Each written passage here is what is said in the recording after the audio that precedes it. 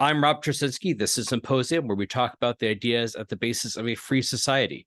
My guest today is Alex Nowrasteh, Director of Economic and Social Policy at the Cato Institute. And thanks for coming on, Alex. Thanks a lot for having me. Now I know you're known best, and that's the reason. One of the main reasons I follow your work is as an expert on immigration, and primarily as someone who I think has debunked a lot of the myths about immigration and debunked them with lots of facts and data and charts. And I'm a real sucker for charts. So I wanted to go through a few of those one by one and then work around to some of the bigger issues relating to why people have the views that they do on immigration. So let's just sort of go one by one on a couple of these things, which is the idea that immigrants don't come here to work. So there's a lot, yeah, there's a lot of people who say that immigrants are coming here to take welfare or to not work.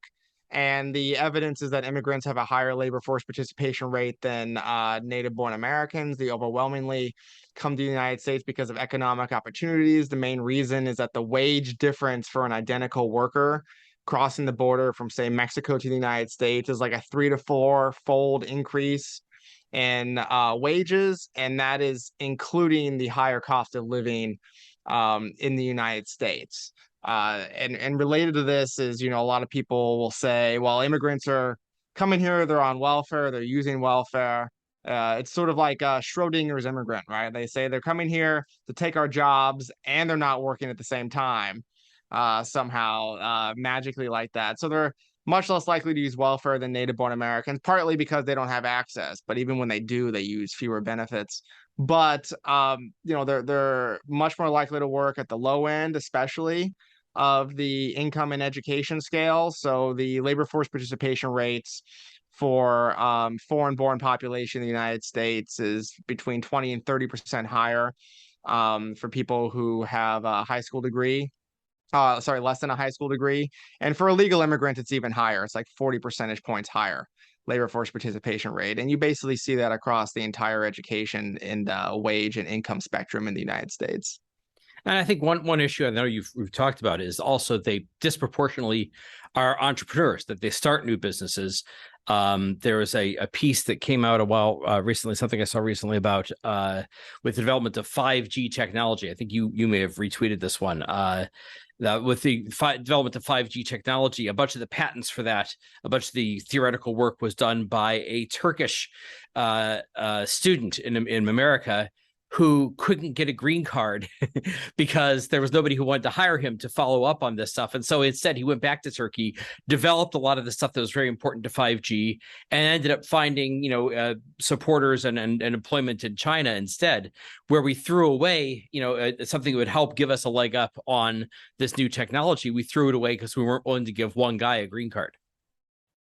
Yeah, his name was Erdal Erkan, and he wrote this very important paper in 2009, which solved a lot of the fundamental problems that were holding back 5G. It was a theoretical paper, and he couldn't find a sponsor. So he went back to Turkey and he sold his work and patents and other ideas that he had developed to Huawei, which is now the global leader in 5G. I mean, Huawei holds 2/3 of the global patents in 5G technology.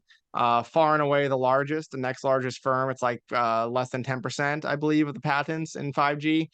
And that was just an enormous lost opportunity, right? That's the cost side of immigration restrictions. A lot of immigrants, of course, are not, most immigrants, the vast majority of immigrants and people, just natives, are not going to make those types of enormous scientific advances. But in cases where we make it more difficult for students, for high skilled immigrants in the United States, a lot of them are quite innovative. Double the patent rate of native-born Americans, which is, patenting is like a poor proxy for invention, for a lot of ways, for a lot of reasons. But it is the one most commonly used by researchers in this field. So if we use this flawed proxy measure, we find that immigrants are much more likely to patent, and by reducing the number of high-skilled immigrants, there's just less innovation that's happening here. And then on the entrepreneurship front, there's some recent papers by some academics, Arule and others, who basically find what others have been finding for years in this space, which is that immigrants are about twice as likely to start a business as native-born Americans. But what Azuli and his co-authors found was that this just isn't on the low end. It's not small mom and pop shops.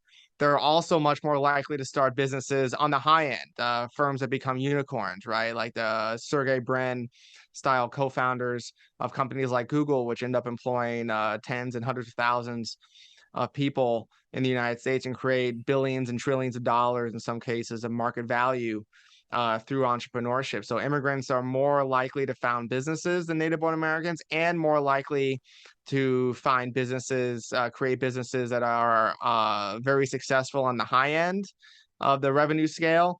And they are more likely to found businesses that employ more people in the United States. And employment isn't the ultimate value, of course, of a firm. It's the value that's created by it, by supplying goods and services profitably to the market and to consumers. But it is one proxy measure, and it seems to be the one that people care about the most. And immigrants are disproportionately creative and entrepreneurial. And it's probably related just to being an immigrant, right? Like people who are more likely to want to move across the world to a different culture, a different society, have to learn a different language, that's probably correlated with being more entrepreneurial in general, more creative in general. Well, there are certain immigrant groups like Haitians and I think Nigerians and Indians are probably the largest group where immigration sort of gives us access in a way to the cream of the crop. The people who tend to come are the people who are best educated, who are the smartest, the most innovative, the most enterprising, and they left because that wasn't being rewarded in their native country for various reasons, and they came here. So we actually had some extremely successful immigrant groups where we are getting, the top 5% of the people in that society who are coming here. So there's that selection effect. The other major issue, and this is the one that sort of looms large, I think, right now, because Donald Trump is the one who established it this way, is the idea of immigrants and crime. That instead of, they're not sending our best, was his famous statement. The idea that instead of getting the cream of the crop, as we actually often do with immigrants, the idea is we're getting the dregs, we're getting criminals who are coming here. And so what does the actual data say about, what does the actual evidence say about crime in immigration? So this is an interesting topic because academics have been looking at crime and immigration for a long time. And the general finding is that immigrants overall, all immigrants, are much less likely to be incarcerated, much less likely to be criminals than native-born Americans. But the specific critique from Trump and from other people is that illegal immigrants specifically are the ones who are more likely to be violent, property criminals, other types of criminal offenders. And academics didn't really take a look at this in a deep way. So we did two streams of research here at Cato. One was using what's called a statistical residual method to take a look at the illegal immigrant population inside of prisons, incarcerated in the United States. And you can use this using the same techniques, the residual method, that demographers and statisticians use to identify illegal immigrants overall in the entire country. So we use the entire method to take a look at it in prison populations nationwide. So it's an estimate of an estimate, right? Incarcerated as native-born Americans, and legal immigrants half as likely again to be incarcerated. Now, the criticism of this, of course, is, well, it's an estimate of an estimate. We don't really know for sure because the feds don't really count illegal immigrants in prisons that way, which is fair. And Ann Coulter, in her book Adios America, it's a very nativist book, wrote that nobody in the United States counts illegal immigrants in the criminal justice system. And most of this is on the state level. And she's right in 49 states, but there is one state that identifies the immigration status of individuals when they are arrested and convicted and incarcerated. And that is the great state of Texas, which is a wonderful state to study for this because it has the second highest illegal immigrant population. It borders Mexico directly. It's had Republicans controlling the state government and every position since 1994. So you can't say anything about them trying to cover it up. or anything like that for nefarious political reasons. And they have a reputation of punishing criminals harshly in Texas, whether that's deserved or not. But that's their reputation. So it's a great state to study.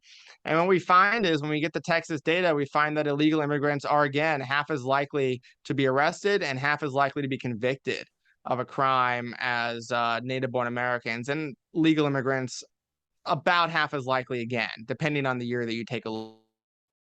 And that general pattern of illegal immigrants having lower criminal conviction rates than natives holds for just about every offense that we found. Holds for sex crimes, it holds for homicide, for larceny, for other types of property crimes and violent crimes.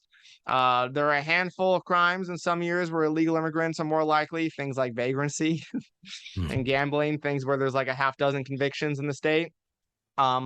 But that's not what people mean when they're complaining about illegal immigrant criminals. They don't mean like gambling offenses. They mean more serious crimes where there's victims. Now, the counter argument to this that people have mentioned to me is, well, that's because illegal immigrants commit their crimes and then they leave the country. They go back to Mexico. So what we did was take a look at the county level in Texas, where there's a lot of variation on the illegal immigrant population. Like in some places like Houston, it's a high percentage, and other counties in Texas, very low percentage. And we take a look at what's called the clearance rate, which is when police think they've made an arrest to solve a crime. And clearance rates are about the same across the state. So the illegal immigrant population, a higher illegal immigrant population, doesn't mean there's a lower clearance rate, which is what we'd expect if illegal immigrants are grossly disproportionately likely to commit their crimes and then flee. And so the evidence is pretty one-sided. Was even quoted as saying that there's a lot of evidence that illegal immigrants have lower crime rates than native-born Americans. So it's something where it's not like nothing's ever settled, but the evidence is pretty overwhelming on one side. I think it's interesting that people say, "Oh, you don't really have evidence." Well, that means they don't have evidence too for the opposite assumption. And oftentimes, it's an excuse to basically say, "I get to go with my gut feeling," or what I call sort of the Breitbart method, which is every time an illegal immigrant commits a crime, it's blared and reported in Breitbart as as an anecdote, and then you throw enough of those anecdotes together and you have people convinced that there's this massive crime wave. They're convinced it's a larger phenomenon. Yeah, I mean, immigration, like many other issues, is fueled by anecdotes, and some of them are horrible, right? Like I do think that people who are violent and property offenders, who are criminals or suspected of being criminals, should be removed from the United States and shouldn't be let in the first place, right? Like, totally agree with that. But we also need to know the scale of the problem. If your goal is to try to reduce crime in the United States, targeting illegal immigrants for deportation is not a good way to do it. If you're playing a large numbers game, because they're not the population committing a lot of crimes. I mean, it's native-born Americans who are committing these crimes as a percentage of their population, right? Their crime rates, their incarceration rates are far higher than you'd expect given their percentage of the population.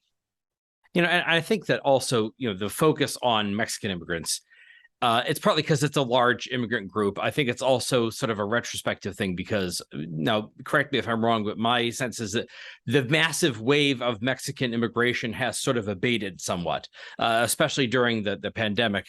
But I think it hasn't returned to the large levels that it was a few decades ago, which has partly to do with the less of a differential between the Mexican economy and the U.S. economy. You go ahead. Partly the numbers have gone up for Mexicans in the last couple of years, so we're on a bit of a rebound because of different rules along the border. So especially in the illegal immigrant and apprehensions along the border by Border Patrol, they're up. They're still not a majority like they were for the vast majority of American history, but you're talking about hundreds and hundreds of thousands more than were the case, in the years prior to the pandemic. So we're seeing like a bit of a second wave.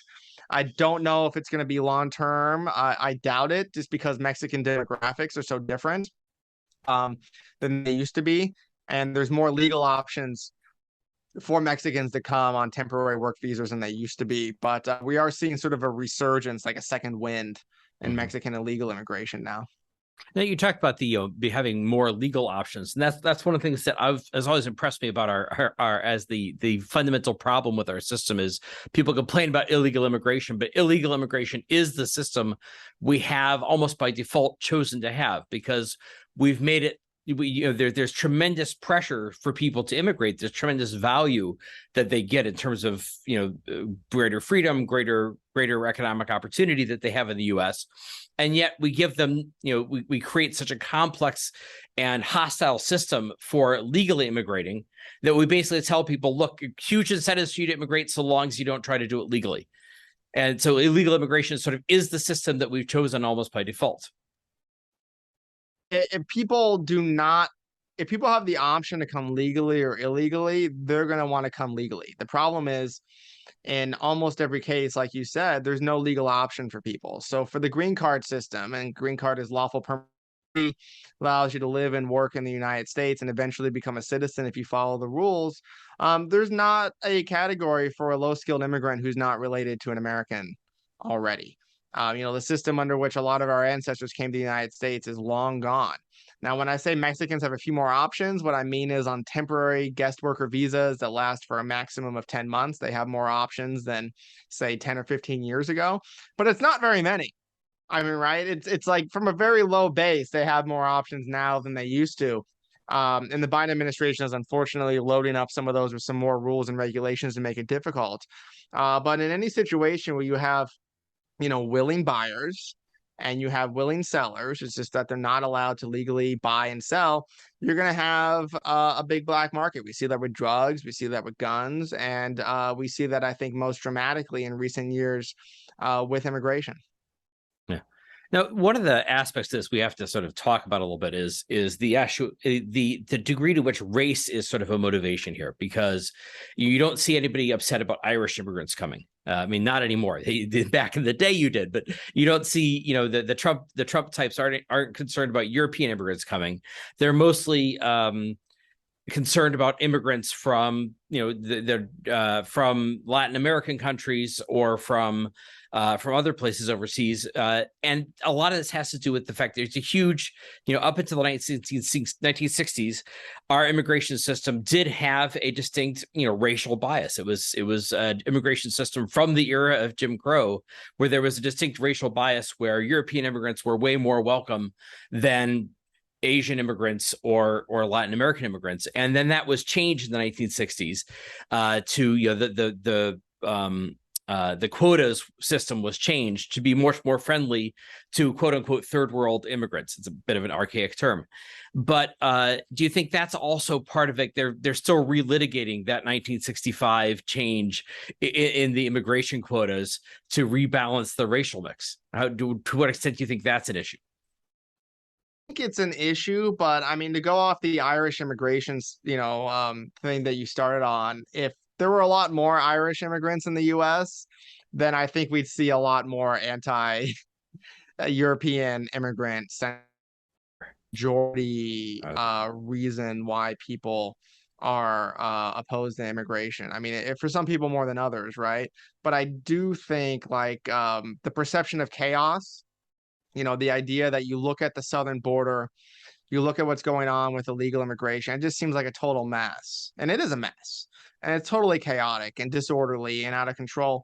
And people's responses when they see disorder like this is to be opposed to even the legal versions of those things and opposed to liberalization. So there's a lot of work about immigrant attitudes in Australia.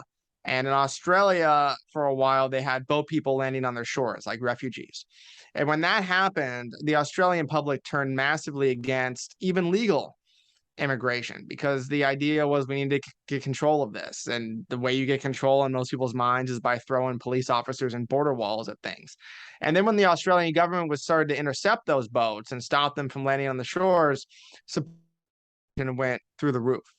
So I think if we didn't have southern border with all this chaos, the opinions about race, the opinions about different ethnicities, about xenophobia, I think would be much less, and we'd have a more open legal immigration system. Perhaps paradoxically, because chaos breeds such resentment, and in some ways, it's very understandable resentment, I think. But the reaction to that is not liberalization or making things easier so people don't break the law, or that the law is actually enforceable and able to be followed by people. But the reaction is to make things tougher. And that creates like a catch-22 for somebody like me, because I'm saying the chaos is caused by strict immigration rules that are very restrictive. And but the rules are restrictive because people perceive enormous amount of chaos. But we're not going to get rid of the chaos unless we liberalize the rules. So we're in this like really tough bind where we're basically trapped at a really bad equilibrium. Yeah, I think it's a self-fulfilling prophecy in the sense that you create a system, like I said, where all the incentives are for illegal immigration, and then you say, "Oh my gosh, there's chaos at the border," and so then you create a system where you create the very disorder that then you use to perpetuate that system. But we talked about the European immigrants, and there's two aspects to that I want to bring up. One, which I always find amusing, is every argument I hear against today's immigrants, I recognize as the arguments that were used, 100 years ago against basically, my people, the Polish and the Irish who were coming here. That everything, the Italians were bringing crime, the Eastern Europeans were bringing socialism, and the Irish were, the Irish didn't want to work. They were a bunch of drunks who didn't want to work. So all the same stereotypes about immigrants were used for the previous wave of immigrants, who are now the people whose jobs we're trying to protect from the new wave of immigrants. Who they're now the sacrosanct real Americans that we're trying to protect from the immigrants. Yeah, it's very predictable. And it goes back even further than that. I mean, it's just like the predictable wave. I mean, one of the jokes is somebody says, my ancestors didn't come to this country so the country could be overrun by foreigners, right? Yeah. Like they didn't want to see that. And that's just like that's just common. And I'm sure like the descendants of immigrants today in 20, 30, 50 years will be complaining against, about the next group, and they'll be using the same arguments in the same ways. And it's just like this never ending cycle about that in the United States. But it also speaks to assimilation, right? That these groups became American, they were accepted as American, they think of themselves as American, and they see all these other people coming over as, foreign and dangerous and not at all like their ancestors were. And, Right. and part of it is they have a silly view of immigration in the past, right? They think that people came off the boat from, the old country in Europe, and the next day they were waving American flags and baking apple pie and fully integrated and assimilated. And what we miss is like that 70 to 80-year time period for the Irish or for the Italians, and it's even longer in some cases, before they really fully integrated, assimilated, and were accepted as Americans. I mean, Italian immigration to the United States, a big wave, ended in the 1920s, and it really wasn't until the 1970s where people are like, all right, they're as American as like apple pie. They're part of the landscape. And it took a long time. And from our perspective, right, I wasn't alive during that time period. It seems like a blink of an eye, but you're talking about 5 decades of people really worried about Italians for some reason, and it turned out to be okay. And we're gonna look back, when I'm an old man, I'm gonna look back at all the hyperventilating about Mexican immigrants, and everyone's gonna be like, oh yeah, that was fine. But this new group that's coming from Africa or somewhere else in Asia, they're the ones we really need to worry about because they're different. Yeah. And so one, I think that ties into actually a wider trend of what I call sort of real America populism, right? That the populist political style is highly associated with anti-immigration sentiment. And that populist style, populism always tends to be about how we are in favor of the people, but the distinguishing characteristics of populism, in my view, is that it says it's for the people, but defines the people as being some subset of the people. There's real America that we're in favor of, and they're always dividing it into, well, there's real America, then there's other people over here who are not real America, and it's very easy to put the basically, white rural blue collar people off in the subject in the category of real America, and then put urban coastal elites in not real America, and then to put immigrants, whatever the latest group of immigrants is, who have speak a different language, have different customs, make them not real America. And it sort of ties into that sort of dividing the country into real America, this idealized version of real America, versus whatever the outgroup is at the current moment. Yeah, I think that's largely right. If you take a look at other countries, I think we call it more like nationalism than we would populism. But I take your point very well. What a defining feature of nationalist movements across countries is like saying that there's just a small slice of the country that are actually really part of that nationality. And everybody else is kind of fake, and people who don't agree with them are fake. And it seems like nationalist politicians get a lot of power by drawing even finer lines around even smaller groups of people and saying, no, these are the real Americans, and everyone else who disagrees with us is not a real American and a traitor or a foreign infiltrator or some kind of other nonsense like that. That's a Funded little by George difficult. Soros. Yeah. Yeah, funded by George Soros. It's a little bit more difficult in the United States because we don't have a blood and soil conception of what it means to be an American. It's not really bound up in an ethnicity or race in particular, because I mean it's just absurd. Like, look at you and look at me, right? Like, I mean, we look at our last names, right? Compare our last names, but we're both Americans, and you can do that with the vast majority of other Americans. But in a Or place maybe like like France. maybe an Armenian name like Krikorian. Yeah, maybe a name like that, or any other names, right? And but if you go to a place like France, or a lot of European countries or Japan, where it's more bound up, what it means to be a member of that nation state. And nation state is a specific meaning. The United States is not a nation state. It's a nation state is a state that represents the interests of a particular ethnic group and represents that ethnic group. That's more common in other places around the world. It's not the United States. It's not Canada. It's not Australia or New Zealand or these other immigrant societies. And so it's like populism is sort of like stretching to try to import this foreign idea of nationalism and apply it to the United States, while hating foreigners, or disliking foreigners, or being skeptical of them in a lot of ways. And so in a lot of like, the way I view it is like the real alien ideology is this blood and soil nationalism that people are trying, or blood and dirt nationalism, as I like to call it, that people are trying to import from the old world, basically. And it just does not fit in the United States, because there's no way that you could say like different ethnic groups have more of a claim of being American, because it's a civic identification. It's a bunch of other values that don't have anything to do with ethnicity. I mean, maybe language is probably like the only one, like being able to speak English, but that's not an ethnic identification. That's something that anybody can learn. So it's a real like alien. It's like trying to apply like a European style nation state onto a state that is not a nation state. The United States is not a nation state. It's a state. It's a country. But it's not a country representing a particular ethnic group, which is what a nation state is. Where we're getting to is one of the things I really want to talk about, which is, we talk about the relations having the objections to immigration having to do with jobs, having to do with crime.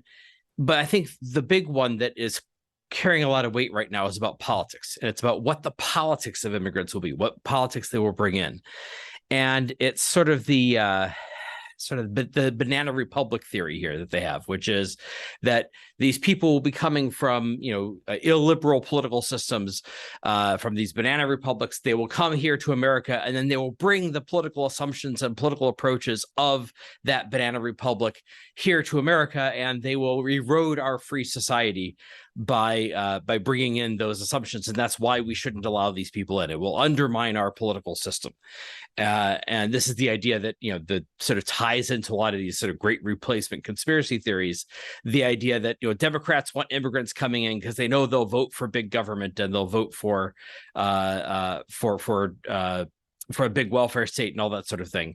Now, the interesting thing I find ironic about that is this comes from this is a view associated with the sort of the Trump team, which is getting a lot of support from Hispanic voters, many of whom are the children of immigrants. And they are getting that support precisely because those people view themselves as no longer as immigrants, but as Americans.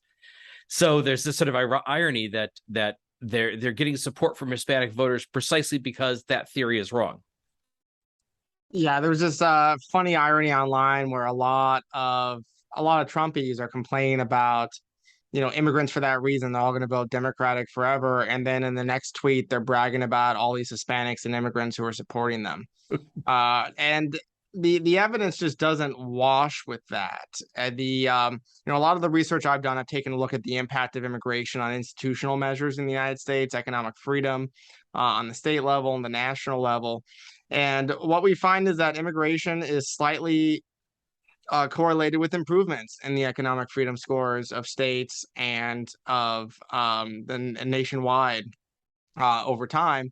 And interestingly, if you take a look at where they've come from in the last 12 years or so, then if immigrants are bringing the institutions from their home countries to American states, then if immigrants had an impact on American states that was large, they would actually improve the economic freedom score, because the economic freedom in countries where they are coming from have improved dramatically in the last 15, 20 years or so. So we don't really see much of an impact, but when we do, it's slightly positive in terms of improving those institutions. I think what everybody's focusing on, and this was a mistake that I made over the years too, was focusing on the state of California, which, in 1994, there was a big debate over Prop 187, which was a law that would have kicked illegal immigrant children out of school, reduced their access to welfare, even though they don't have access to welfare, access at that time to welfare, and would have basically forced every state employee to report immigrants to the, illegal immigrants to the illegal immigrant enforcement agencies at the time, which was the INS at the time.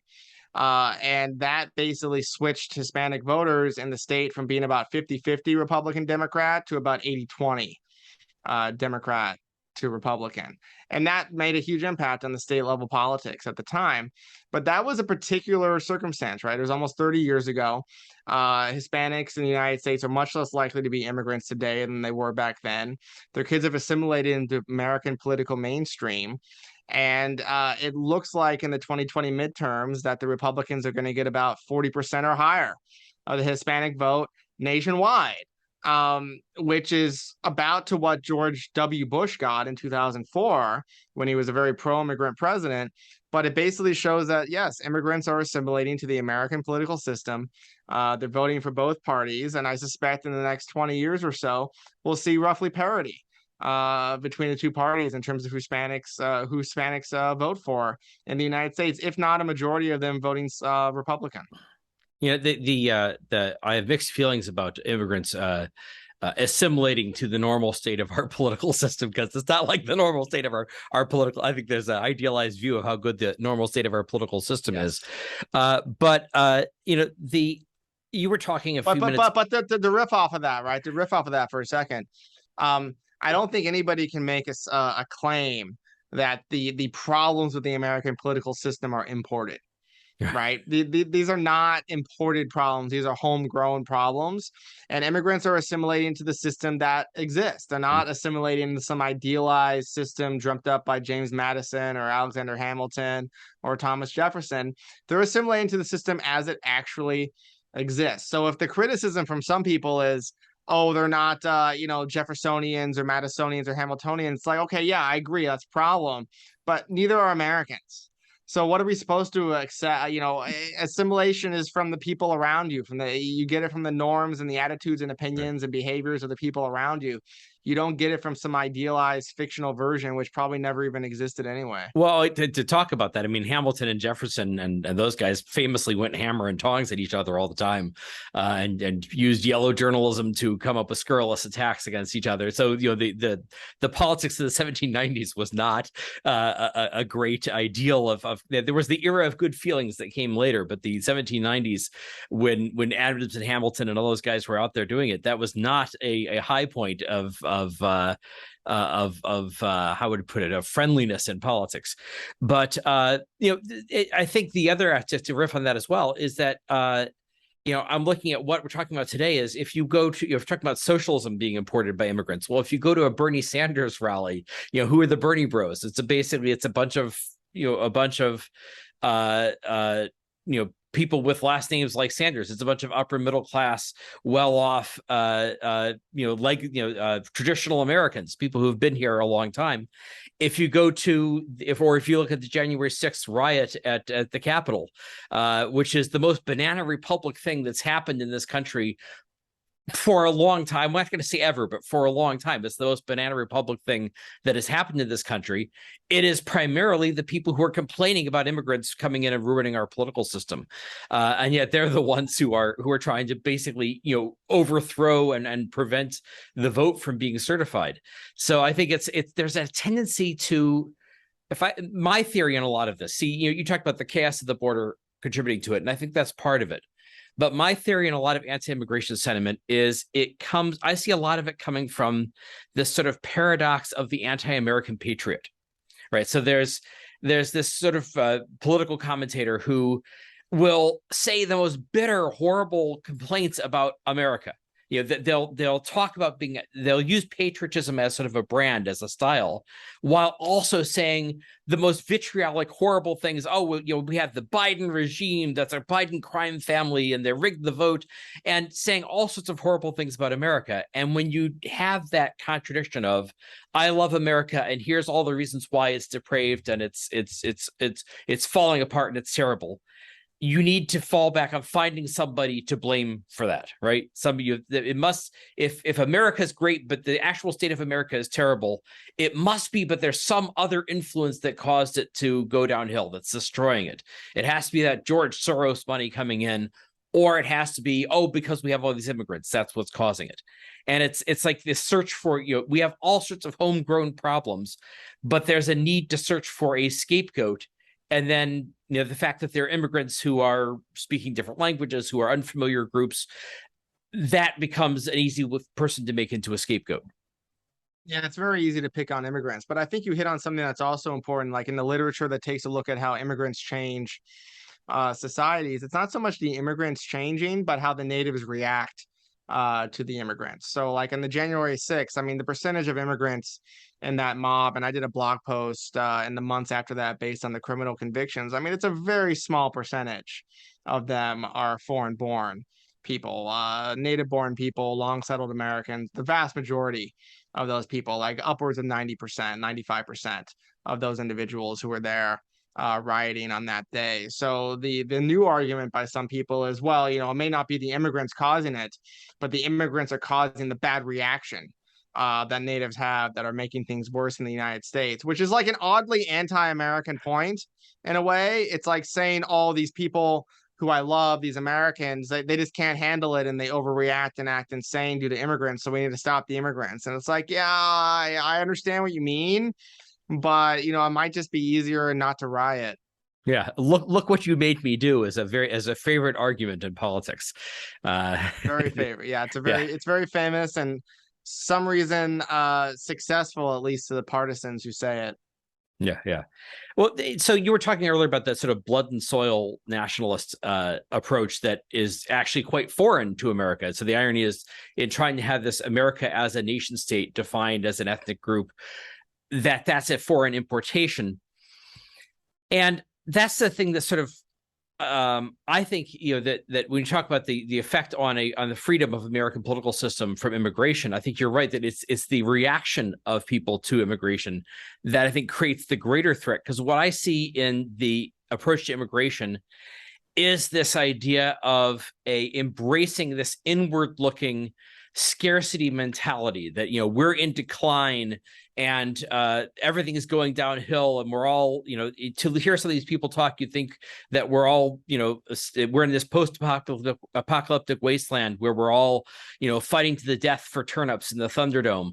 And it's this idea that, this very declinist, inward-looking, defeatist scarcity mentality that comes in, that of which the anti-immigration part, I think, is just one aspect of that.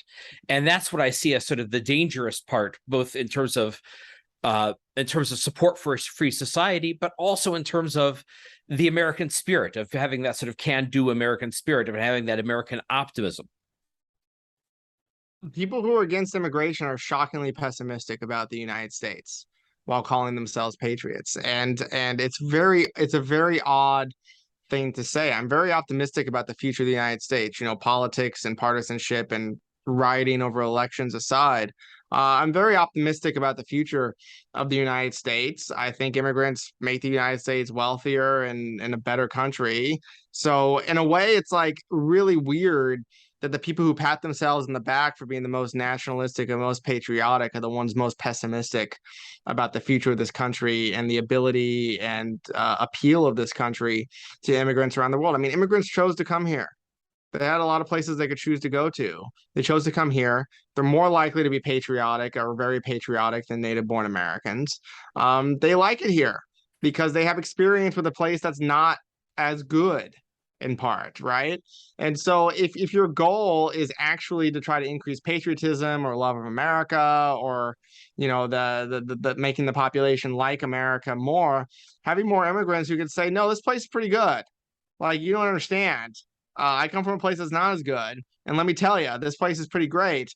But you tell a lot of these folks that, and they just get offended. They're like, "Oh yeah, immigrants are so good. They love America more than Americans," and they get like sarcastic about it. I'm like, "Well, what do you want? Do you want them to hate America? Do you want them to love it more? You want them to love it less?" It's like there's nothing they can do. Yeah, it's you And talked some about of the these people. Schrodinger's immigrant before, is that they'll argue both sides on it, that the immigrants are low achieving and dragging us down, but no, the immigrants are too high achieving in the schools and on tests, or they're too anti-American. No, they're too pro-American, and you can't exactly that. There's this aspect to the debate of it coming from, and that's why I think the scarcity mentality comes into it.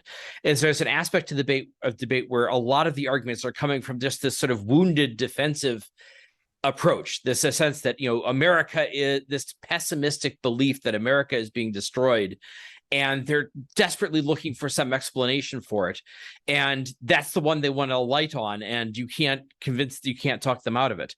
But I want to talk about the positive aspect of immigration, because that's leading into this, which is that the growth that we could be having if we had a larger number of immigrants. Now, as I recall, you'll know the numbers. I have a vague sense of them. That the number of foreign-born Americans peaked sometime in the early 20th century, and we're actually at a relatively low number by historical standards in terms of the number of people in America who were born somewhere else. And we talked earlier about this Turkish scientist who developed some of the technologies and theories behind 5G, and it was turned away. And I'm thinking in terms of if we look at this not from a scarcity mentality but from a growth mentality, the enormous advantage to be gained from allowing a much larger number of immigrants in and having the growth in population, the growth in entrepreneurship, the growth in scientific and technological progress that would come from that. Yeah, so about the numbers, the percentage of the population that's foreign born today is slightly below the peak that it was about 110 years ago. But the numbers are a lot greater today because it's a bigger country, greater population. So the numbers are are the highest they've ever been, just the absolute numbers. But the annual inflow as a percentage of the U.S. population is about 1/3 to 1/4 of what it was in the early 20th century. So the inflow is very low. And comparing the United States, that inflow of new immigrants as a percentage of the population to other countries, most OECD countries have a higher annual inflow than the United States. But the growth that we're losing out on is tremendous. I mean, immigrants fill all of the factors of production, not all of them, but they increase labor, they increase capital investment in the United States. The capital markets react to more immigrants being here by investing more. They're more entrepreneurial. They feel that, so they create new ideas and they expand production in the United States by a lot. And the ultimate measure of our wealth and well-being economically is the amount of stuff and goods and services that are produced, and immigrants increase that by a lot. And what people will say in response is, yeah, but some of them are lower skilled, so it lowers the average wage in the United States. And it's like, that's a fallacy. That's the ecological fallacy. If I'm in a room with a bunch of people and the average height is 5'9" in the room, and Danny DeVito walks in, like, the average goes down, but nobody's actually any shorter. And that's what these folks are sort of like confusing. There, like, yeah, some immigrants are lower skilled and lower paid, but they still add to the production of the United States by the amount of the salaries that they are paid. And that makes us a wealthier country, and Americans have access to those extra goods and services. So, what we're seeing right now, in part, with prices rising due to inflation, in part, not entirely, right, but just a small sliver of that, this is sort of what nativists want, because the only way you get higher wages by cutting immigration is by increasing the price of the goods and services that are produced by reducing their scarcity, or by increasing their scarcity, reducing the quantity produced. So what we're seeing right now is basically like, in an extreme way, what a lot of people who are anti-immigration want, which is like fewer goods and services provide, and the nominal value, not the real value, but the nominal value of paychecks going up. And that's just a mirage. It's a mirage. It's not real prosperity. It's not real wealth. Nobody, I think, takes a look at the dollar number on their paychecks going up and says yes, because the price of everything else is going up, and it's not a good deal. So immigration increases production, and that is the measure of whether goods, policies are good or not. It's not, messing around with the nominal numbers on paychecks or on people's bank accounts. Yeah, and you focus on the material factors, but I also want to point out historically, immigrants have added an enormous amount to our culture. I like to point out to my kids that, Christmas time comes around, I like to point out how many of the classic Christmas songs you hear were written by Jews who were mostly, the first generation born in America after, from whose parents had immigrated. So that, a lot of what we think of as classic 20th century culture was culture created by an immigrant society, by a society of immigrants whose children came out and became musicians and singers and movie directors and what have you, and created a lot of things. Again, it's that pattern where everybody complains about the immigrants, and then 50 years later, those are the treasured American traditions that we're trying to protect from the next wave of immigrants. So I think there's also right. the cultural production. Yeah. Yeah, I mean, even the Christmas tree itself was a German import. It's not British. Yeah, and we forget the extent to which people at one point complained about German immigrants. Yeah, all the time. And there are even anti-German immigrant cultural campaigns in the United States around World War One and shortly thereafter to try to stamp out the German language. And other really nasty policies that outlawed private schools in a lot of states because they would be teaching, some of the instruction would be in German. So yeah, I mean, just go down the line. Like, what food did you have last night for dinner? I had tacos that my wife made. Neither of us have any Mexican or Hispanic ancestry. My Midwestern mother, who has Jewish and Northern and Western European ancestry, Protestants and Jews. She makes like crab enchiladas. Like, what? I mean, there's like, she doesn't make like traditional like Northern European foods, right? She makes all types of things. She makes some of that stuff, but she makes a whole wide range of food. And food is like the easiest thing to pick on. But I eat 2 to 3 meals a day, and food matters. And we used to think about like, where would we be without spaghetti? I mean, right? Like. I think it's a good proxy as a measure of the vibrancy of a culture that results from having this openness to a variety of influences and a variety of people coming in and bringing their traditions and adapting them. One of my personal fascinations is with the extent to which how many foods we think of as being Italian food or being from a particular origin are actually. They're not. Nobody in Italy eats that. It's something that was created as a hybrid of the Italian immigrants coming, and they find different cooking techniques or different ingredients available, and they create something that is uniquely Italian American. So it's an American dish, but with Italian roots, and that really is a symbol to me of what happens when you have this vibrancy of a lot of different people coming in, a lot of different influences, and adding something new to this big diverse nation that we already have. Yeah, I mean, one of the favorite examples I have is early 20th century in New York City when they created school lunches. They partly did it in response to Jewish immigrants who were bringing pickles as snacks and as lunches. And the native-born Americans thought, well, that's just like unnutritious. We need to make sure we have boring, bland American food for these kids to eat with like weird sauce, just like boring brown sauces or something. And now, 100 years later, it's hard for me to imagine a hamburger without a pickle. Exactly, and that's so. I think that I'm like I said, I'm a big fan of your work. I've been following you for a long time, and I like the idea of that. I'm glad there's somebody I can rely on to be out here, sort of bringing that reality of the actual facts and figures, and pointing out some of the contradictions there.